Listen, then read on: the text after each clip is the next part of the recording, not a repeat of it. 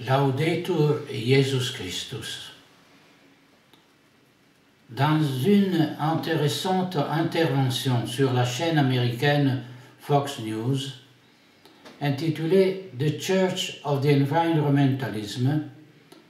le journaliste Tucker Carlson a souligné une contradiction qui a peut-être échappé à beaucoup, mais que je trouve extrêmement révélatrice. Carlson rappelle que la Constitution américaine interdit la religion d'État, mais depuis un certain temps, les gouvernements démocrates ont imposé au peuple américain le culte mondialiste avec son agenda green, ses dogmes woke, ses condamnations avec la cancel culture, ses prêtres de l'OMS, les prophètes du World Economic Forum. Une religion à tout égard, totalitaire non seulement pour la vie des individus qui la pratiquent, mais aussi dans la vie de la nation qui la confesse publiquement, en adopte les lois et les sentences, s'en inspire dans l'éducation et dans toute action gouvernementale. Au nom de la religion mondialiste, les adeptes exigent que tous les citoyens se comportent conformément à la morale du nouvel ordre mondial, acceptant sans critique, avec une attitude de soumission pieuse à l'autorité religieuse, la doctrine définie ex cathedra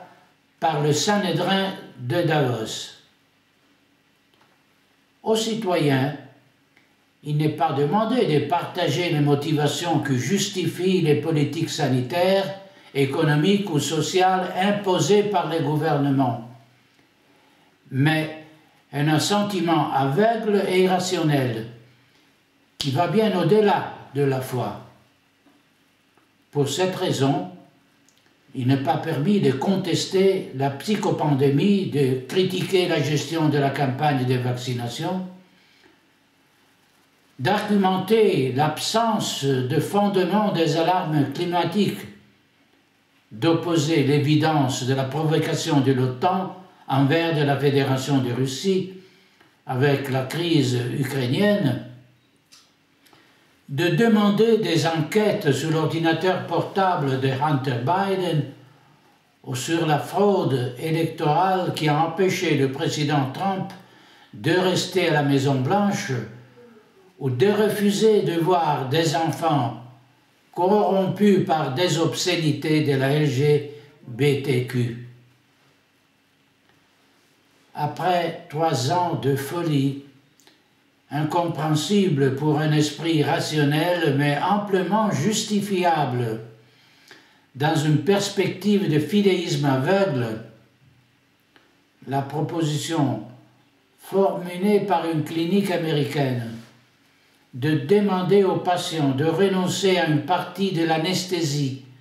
pour réduire leurs traces de dioxyde de carbone et sauver la planète ne doit donc pas être lu comme un prétexte grotesque pour réduire les dépenses des hospitaliers au détriment des patients, mais comme un acte religieux,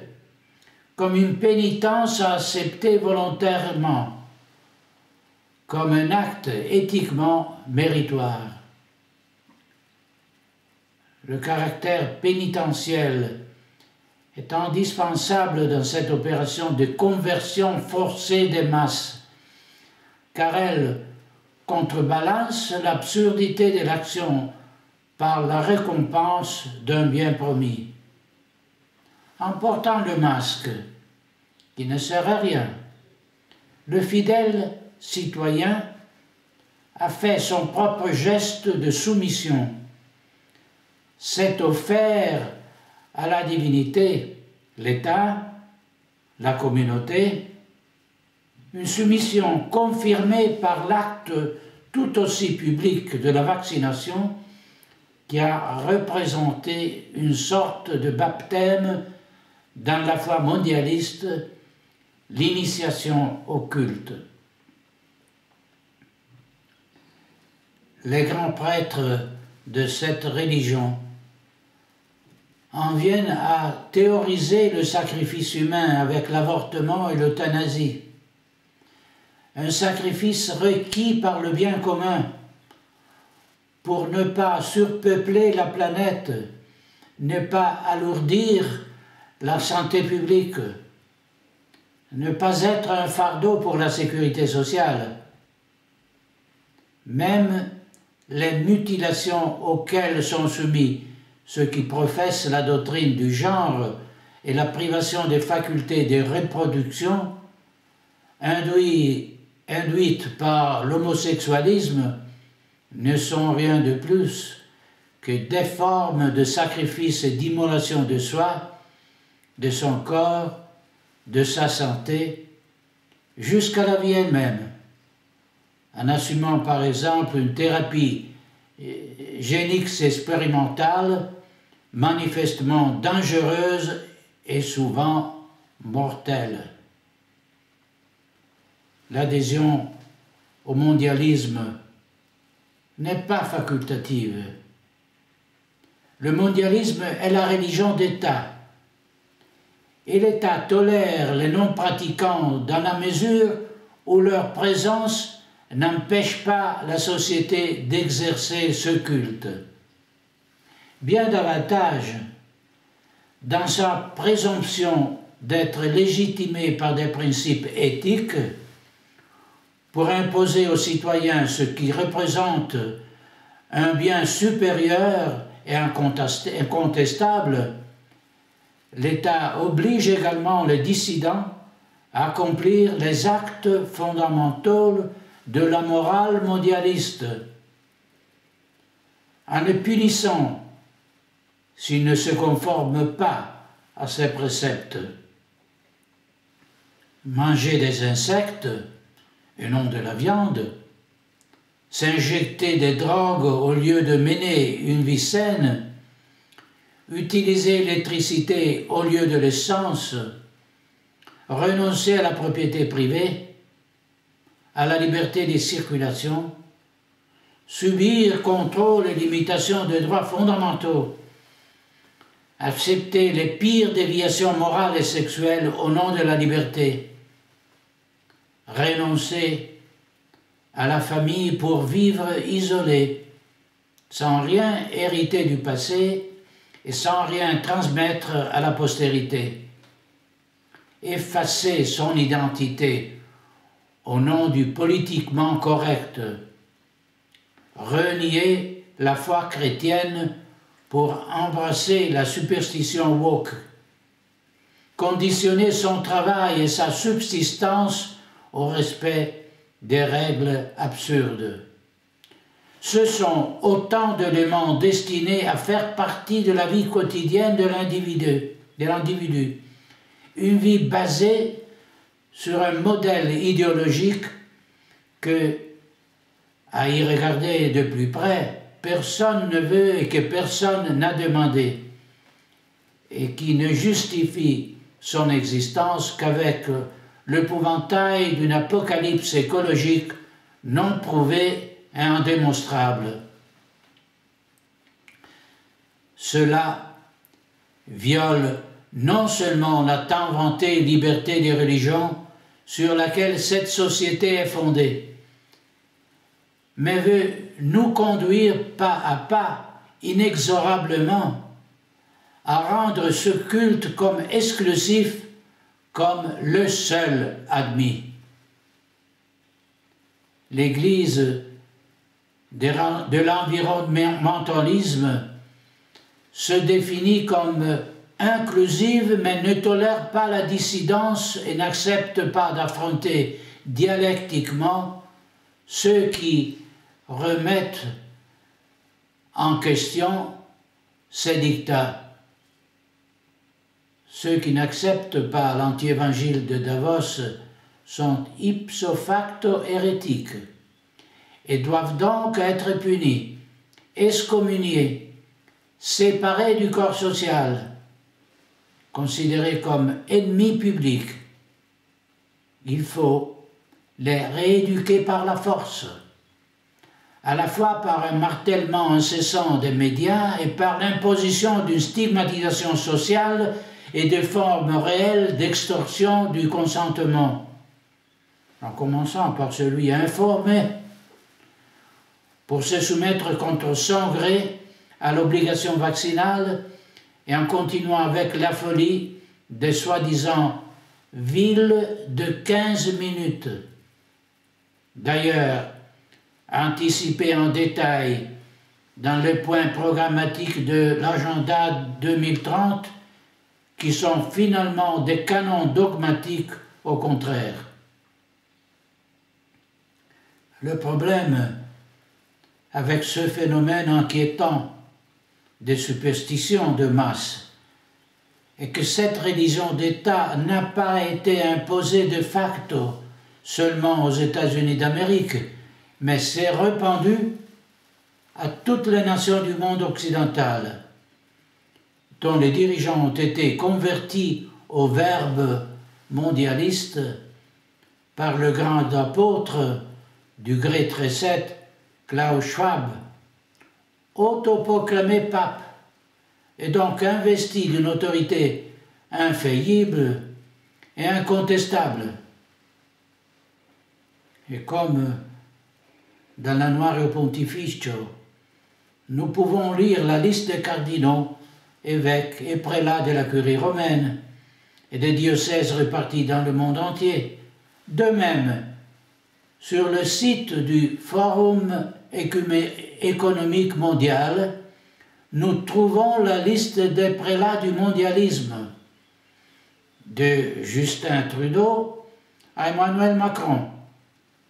découvrant que non seulement les présidents et les premiers ministres de nombreux États appartiennent à cette Église, mais aussi de nombreux fonctionnaires,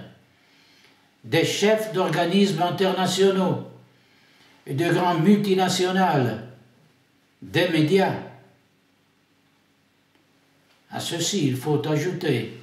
les prédicateurs et les missionnaires qui œuvrent pour la diffusion de la foi mondialiste, acteurs, chanteurs, influencers, sportifs, intellectuels, médecins, enseignants. Un réseau très puissant, très organisé, répandu non seulement au sommet des institutions, mais aussi dans les universités et les tribunaux, dans les entreprises et les hôpitaux, dans les organismes périphériques et les municipalités locales, dans les associations culturelles et sportives, de sorte qu'il est impossible d'échapper à l'endoctrinement, même dans une école primaire provinciale ou dans une petite communauté rurale. Il est déconcertant, vous le reconnaîtrez, que dans le nombre de convertis à la religion universelle, nous puissions également compter des représentants des religions du monde, et parmi eux, même Jorge Mario Bergoglio, que les catholiques considèrent comme le chef de l'Église de Rome, avec tout le train des ecclésiastiques qui lui sont fidèles. L'apostasie de la hiérarchie catholique en est venue à vénérer l'idole de la Pachamama, la mère terre, personnification démoniaque du mondialisme amazonien, écuménique, inclusif et durable. Mais n'est-ce pas Jean Podesta lui-même qui a préconisé l'avènement d'un printemps de l'Église qui remplacerait la doctrine par un vague sentimentalisme écologiste, trouvant promptement l'exécution de ses espoirs dans l'action coordonnée qui a conduit à la démission de Benoît XVI et à l'élection de Bergoglio, ce à quoi nous assistons n'est rien d'autre que l'application à l'envers du processus qui a conduit à la propagation du christianisme dans l'Empire romain, puis dans le monde entier, une sorte de vengeance de la barbarie et du paganisme sur la foi du Christ. Ce que Julien l'apostate a essayé de faire au IVe siècle, c'est-à-dire restaurer le culte des dieux païens, est aujourd'hui poursuivi avec zèle par de nouveaux apostates, tous unis par une fureur sacrée qui les rend aussi dangereux qu'ils sont convaincus de pouvoir réussir dans leur intention en raison des moyens inouïs dont ils disposent. En réalité, cette religion n'est rien d'autre qu'une déclination moderne du culte de Lucifer. La récente performance satanique aux Grammy Awards sponsorisée par Pfizer n'est que la dernière confirmation d'une adhésion à un monde infernal qui, jusqu'à présent, avait été gardé sous silence parce qu'il était encore considéré comme inavouable. Ce n'est pas un mystère que les idéologues de la pensée mondialiste sont tous indistinctement antichrétiennes, anticléricaux, significativement hostiles à la morale chrétienne, ostensiblement opposés à la civilisation et à la culture de l'Évangile, que la culture de l'Évangile a façonné en 2000 ans d'histoire. Non seulement la haine inextinguible envers la vie et envers tout ce qui est l'œuvre du Créateur, de l'homme à la nature, révèle la tentative presque réussie, bien que délirante, de modifier l'ordre de la création, de modifier les plantes et les animaux, de changer même le ADN humain par des interventions de bioingénierie, de priver l'homme de son individualité et de son libre arbitre, le rendant contrôlable et même manœuvrable par le transhumanisme. Au fond de tout cela, il y a la haine de Dieu et l'envie pour le sort surnaturel qu'il a réservé aux hommes, qu'il a racheté du péché par le sacrifice de la croix de son Fils. Cette haine satanique s'exprime dans la détermination de rendre impossible aux chrétiens la pratique de leur religion, de voir leurs principes respectés,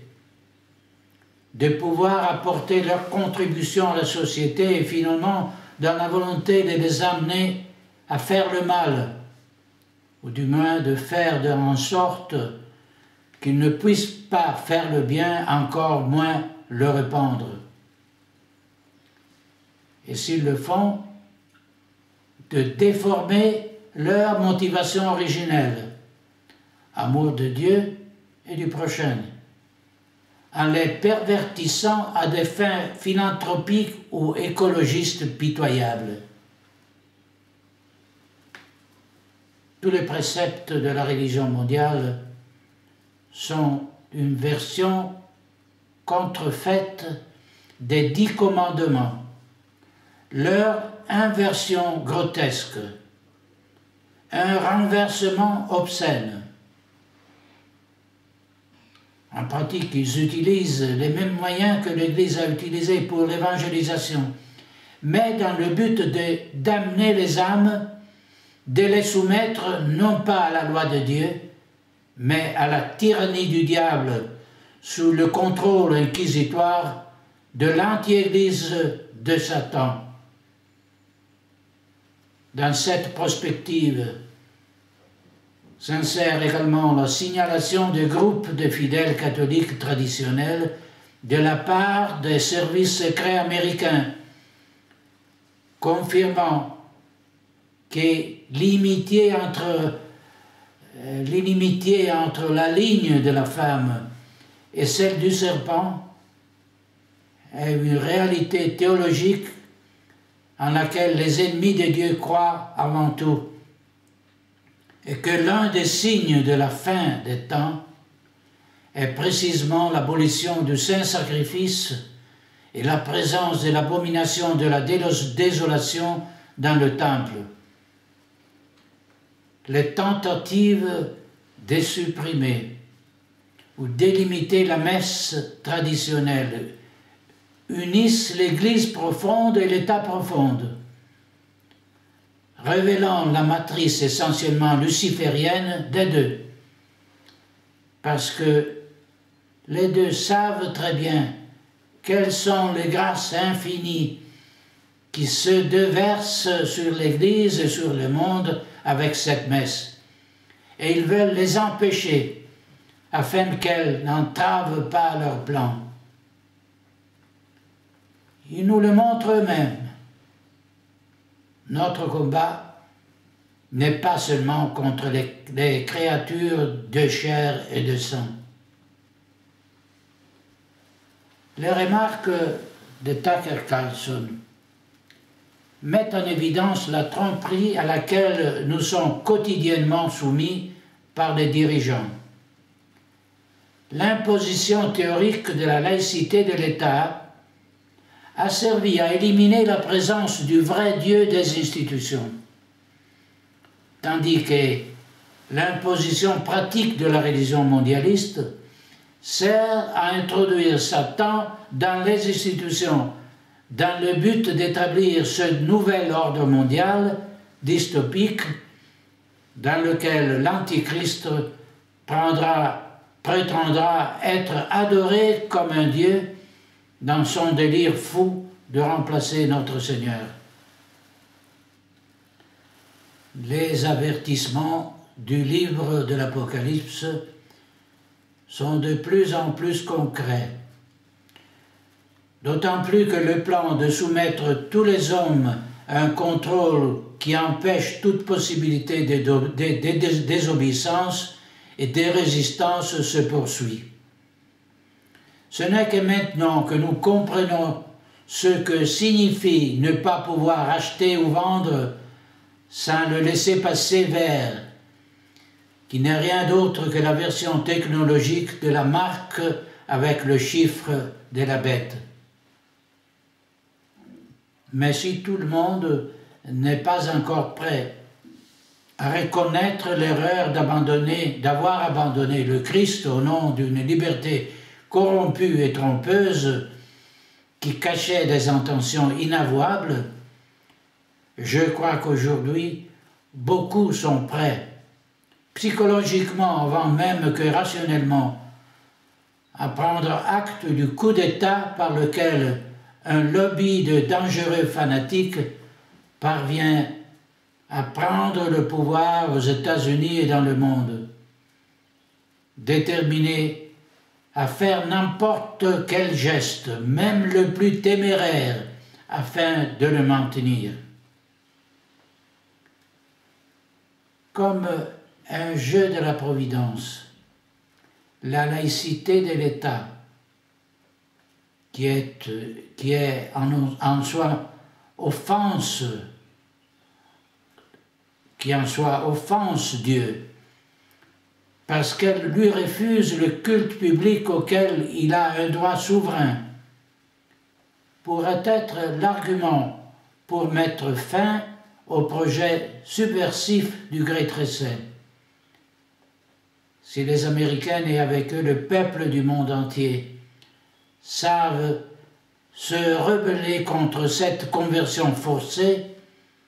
exigeant que les représentants des citoyens rendent des comptes aux détenteurs de la souveraineté nationale et non aux dirigeants du Sanhédrin mondialiste, il sera peut-être possible de mettre un terme à cette course vers l'abîme. Mais pour ce faire, il faut prendre conscience qu'il ne s'agira que d'une première phase dans le processus de libération de ce lobby infernal, qui doit être suivi par la réappropriation des principes moraux propres au christianisme, qui constituent les fondements de la civilisation occidentale et la défense la plus efficace contre la barbarie du néopaganisme. Pendant trop longtemps, les citoyennes et les fidèles ont subi passivement les décisions de leurs dirigeants politiques et religieux face à l'évidence de leur trahison. Le respect de l'autorité est fondé sur la reconnaissance d'un fait théologique, c'est-à-dire de la seigneurie de Jésus-Christ sur les personnes, les nations et l'Église. Si ceux qui détiennent l'autorité dans l'État et l'Église agissent contre les citoyens et contre les fidèles, leur pouvoir est usurpé et leur autorité nulle et non avenue. N'oublions pas que les dirigeants ne sont pas les propriétaires de l'État et les maîtres des citoyens, tout comme le pape et les évêques ne sont pas les propriétaires de l'Église et les maîtres des fidèles. S'ils ne veulent pas être comme des pères pour nous, s'ils ne veulent pas notre bien et au contraire ils font tout pour nous corrompre dans le corps et l'esprit, il est temps de les chasser de leur position et de les appeler à rendre des comptes pour leurs trahisons, leurs crimes, leurs mensonges scandaleux.